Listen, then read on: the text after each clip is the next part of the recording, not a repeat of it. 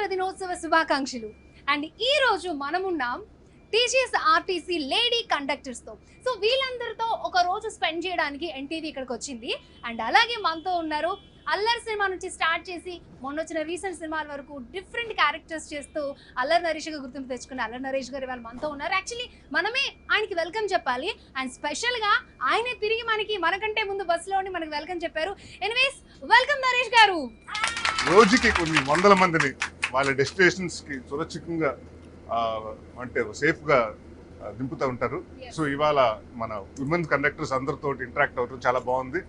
చెప్పండి అమ్మా, రోజు అంటే మీరు చాలా మందిని చూస్తుంటారు, అంటే చిల్లర కోసం గొడవ పెట్టే వాళ్ళ దగ్గర నుంచి అసలు మీ రకరకాల అంటే ఎలాంటి ప్రాబ్లమ్స్ ఫేస్ చేస్తుంటారు, అంటే ఈ ఛాలెంజింగ్ ఏంటి మీ కెరియర్ లో?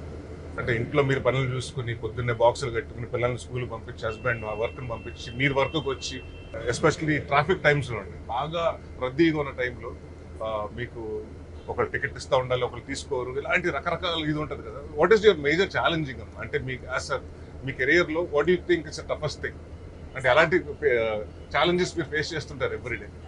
సార్ నమస్కారం సార్. మేము రోజు మా యొక్క కండక్టర్ యొక్క విధులు అనేది ఇంట్లో ఛాలెంజింగ్గా ఉంటుంది, విధుల్లో కూడా మేము ఛాలెంజింగ్గా తీసుకొని మేము ప్రతిదాన్ని మేము ఛాలెంజింగ్గా నడికి విధుల్లోకి వెళ్తూ ఉంటాము.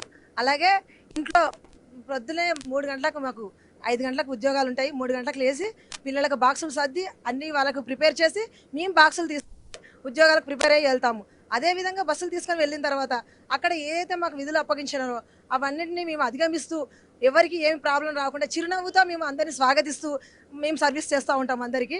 మరియు ఇంకా ఏంటంటే చిల్లర సమస్య బాగా ఉంది సార్. అయినా కూడా ఇప్పుడు మా యొక్క ఆర్టీసీ అనేది ఒక యూపీఐ పేమెంట్ ద్వారా కొంతవరకు తీర్చింది. అయినా కూడా కొంతమంది ఒక 500 రూపీస్ తీసుకొచ్చి చిల్లర 15 రూపీస్ టికెట్ తీసుకుంటారు. అప్పుడు చాలా ఇబ్బంది అవుతుంది. అయినా కూడా వారికి నవ్వుతూ సమాధానం చెప్పి ప్లీజ్ అన్నగారు, తమ్ముడు, అక్క, చెల్లి, అమ్మ అనుకుంటూ మేము ఆ యొక్క సమస్యను కూడా నవ్వుకుంటూ చిరునవ్వుతో స్వాగతిస్తూ వాళ్ళకు ఎలా అయినా సరే మేము చిల్లర ఇచ్చి వాళ్ళని గమ్యస్థానం చేరుస్తుంటాం సార్. చాలా మంది చూసారమ్మా, అంటే ఒకసారి ఇచ్చినప్పుడు అదేంటి చిల్లర ఇవ్వండి అని కండక్టర్స్ మీరు అడుగుతుంటారు, ప్యాసింజర్స్ ఏమంటారు అసలు మీరు కదా బస్సులో ఉంటారు, మీరు కదా చిల్లర తెచ్చుకోవాలంటారు. అవును సార్, బట్ అది కరెక్ట్ కాదు కదా. అంటే మీరు ఎంత చిల్లర తెచ్చుకుంటారు, తెచ్చుకోలేరు కదా మీరు కూడా. అది 200 300 వరకు తీసుకొచ్చుకుంటాం చిల్లర. అది ఒక ట్రిప్ లోనే వచ్చిపోతుంది. అండ్ మీ డ్యూటీ మార్నింగ్ 5 స్టార్ట్ అవుతుంది కదమ్మా, ఎన్ని గంటలు ఉంటుందమ్మా? 8 అవర్స్. ఓకే, షిఫ్ట్స్ ఉంటాయా? షిఫ్ట్లు ఉంటాయి. ఫస్ట్ షిఫ్ట్, సెకండ్ షిఫ్ట్ అనేసి మాకు సిటీ లో ఉంటాయి. అదే డిస్ట్రిక్ట్ సర్వీసులలో అయితే మార్నింగ్ ఎన్నింటి స్టార్ట్ అవుతుందమ్మా? ఆర్టీసీ స్టార్ట్ అవుతుంది, ఎన్నింటి క్లోజ్ అవుతుంది? ఒక్కొక్క సర్వీసు ఒక్కొక్క టైమింగ్స్ ఉంటాయి సార్. 5 to 1 o'clock 2 o'clock వెళ్తుంది. ఇంకొక సర్వీస్ అనేది 6 o'clock స్టార్ట్ అయ్యి 3 o'clock ఎండ్ అవుతుంది సార్. అట్లా ఫస్ట్ షిఫ్ట్. సెకండ్ షిఫ్ట్ మధ్యాహ్నం స్టార్ట్ అయిన తర్వాత 1 తర్వాత స్టార్ట్ అయిందంటే నైట్ 9 అవుతుంది, 10 అవుతుంది సార్. 2 షిఫ్ట్స్ ఉంటాయి. అంటే నరేష్ గారు మోస్ట్ అందరు లేడీ కండక్టర్స్ కి మార్నింగే ఉంటుందంటే సార్ షిఫ్ట్. సో వారు 3 o'clock లేవాలి. సో అందరికంటే ముందు లేస్తారు అండ్ అందరికంటే లేట్ గా పడుకొని అన్ని చక్కదిద్దుకొని లేట్ గా నిద్రపోతారు. అంటే మీకు ఏదైనా అంటే జనరల్ గా ఇప్పుడు జరగాలంటే ఏదైనా ఇన్సిడెంట్స్ జరిగినాయి అనుకోండి, యాక్సిడెంట్ లేకపోతే ఏదైనా, హౌ డు యూ డీల్? అంటే మీకు ఏదైనా ఉంటుందా కాషనరీ మెథడ్స్ ఏదైనా చెప్తారా ముందే? ఇప్పుడు వచ్చి కిట్ ఇస్తున్నారు సార్. ఫస్ట్ ఎయిడ్ కిట్ ఇస్తున్నారు. Okay okay. సో అంటే మీ ఛాలెంజింగ్ అని మీకు అనిపించింది ఏంటమ్మా? అంటే ఇది ఒక్కటే కొంచెం మారితే బాగుంటుంది, మాకు కొంచెం లైఫ్ బెటర్ అవుతుంది అన్నది ఏంటి? అంటే మీరు డైలీ ఫేస్ చేసే ట్రబుల్ ఏంటి? మహాలక్ష్మి పథకం పెట్టారు కదా, మహాలక్ష్మి పథకంది ఓకే బాగుంది. కాకపోతే కొన్ని బస్సెస్ పెంచేస్తే బాగుంటుంది. మేము కూడా పర్వాలేదు, ఈ మహాలక్ష్మి పథకం తోటి మాకు కూడా కొంచెం ఇబ్బందిగానే ఉంది. అయినా పర్వాలేదు, మంచిగానే చేసుకుంటున్నాము. 8 అవర్స్ ఉంటుంది. 8 అవర్స్. ఎలాంటి ఇబ్బంది అంటే కొందరు ఇక్కడ ఆపలేదు, అక్కడ ఆపలేదు, బస్ స్టాప్లో ఆపలేదు అని అంటూ ఉంటారు. కానీ బస్సెస్ ఫుల్ అయిపోతున్నాయి సార్ ఈ మధ్య. ఎక్కడైనా కొన్ని స్టాప్లో ఆపుతాము, కొన్ని స్టాప్లో ఆపినా ఎక్కినా మహిళలు ఏమంటారు, కొందరు ఫ్రీ టికెట్ లేకపోతే బాగుండు అని అంటారు. అందరూ ఫ్రీ బస్సులు ఎక్కుతారు సార్. సో దీనివల్ల అబ్బాయిలకు ఏదైనా ఇబ్బంది అవుతుందా? అబ్బాయిల జెంట్స్ సీట్ల మోస్ట్ ఇంపార్టెంట్ క్వశ్చన్, ఎందుకంటే పథకం ప్రారంభమైన తర్వాత చాలా ఫన్నీ మీమ్స్ కూడా చాలా జరుగుతూ ఉంటాయి సార్ బస్సులో.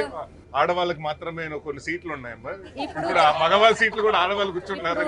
జెంట్స్ సీట్ల లేడీస్ కూర్చుంటున్నారు సార్. అప్పుడు జెంట్స్ అడుగుతున్నారు, ఇది జెంట్స్ సీట్ కదా మీరు లేవాలి అని వాళ్ళు అడుగుతున్నారు సార్.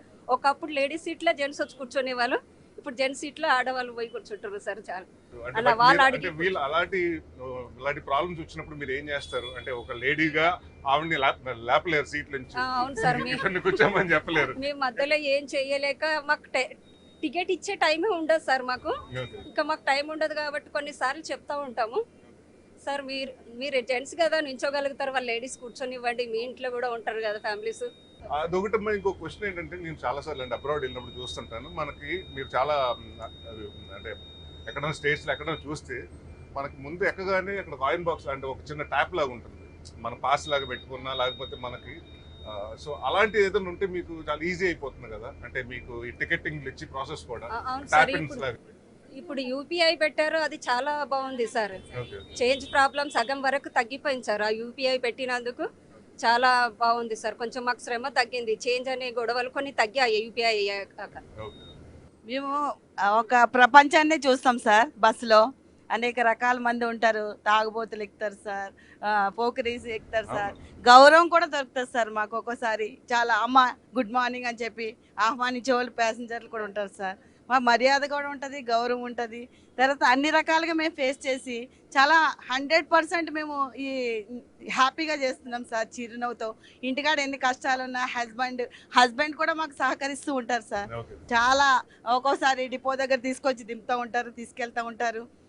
మేము ఇంట్లో ఏ విధంగా మా ప్రాబ్లమ్స్ సాల్వ్ చేసుకుంటామో అదేవిధంగా మా ప్యాసింజర్లు ఒక కుటుంబంలా చూసుకుని మేము చిరునవ్వుతో ఆహ్వానిస్తూ సాటిస్ఫాక్షన్గా వాళ్ళకు కూడా మాకు చేయగలిగింది చేస్తూ ఉంటాం. అంటే ఒకటమ్మా, మీ కెరియర్ లో ఏదన్నా అంటే మర్చిపోని సంఘటన, అంటే ఆ ప్యాసింజర్ ఇలాంటి వాడు ఎక్కకూడదు అలాంటి ఏదైనా ఉన్నాయా? ఎక్కువ డ్రింక్ చేసిన వాళ్ళు వస్తేనే కొంచెం ఎక్కువ ఇబ్బంది సార్. డ్రింక్ చేసి ఎక్కి దిగమన్న చోట దిగరు సార్. మన టికెట్ ఏమో ఇప్పుడు జూబ్లీ తీసుకున్నారు అనుకోండి సార్, అది సికింద్రాబాద్ వరకు వస్తే మాకు పెనాల్టీ పడుతుంది సార్. అట్లా కాకుండా వాళ్ళు లేపి దింపాలంటే లేడీస్గా కొంచెం మాకు ప్రాబ్లం ఉన్నా జెంట్స్ కప్ చెప్తాము, లేకపోతే పోలీస్ స్టేషన్ దగ్గర ఆపి వాళ్ళని దింపడానికి ట్రై చేస్తాము. ఆల్మోస్ట్ మా ప్రాబ్లమ్స్ సాల్వ్ అవుతుంది సార్.